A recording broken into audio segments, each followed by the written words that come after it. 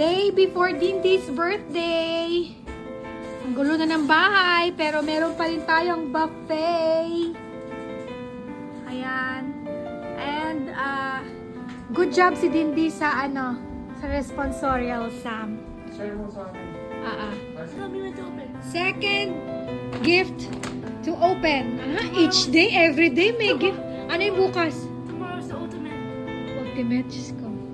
Mamahaling gift bukas. Uhodapin niya tatay niya bukas. Ano ngayon? Naalala mo yan?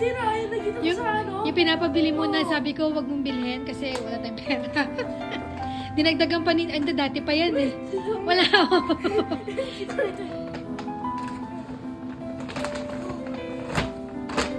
Wag mo sirain yung paper bag kasi next birthday mo yan uli lalagyanan eh. Yan, dinagdagan pa ni Daddy ng sketch pad.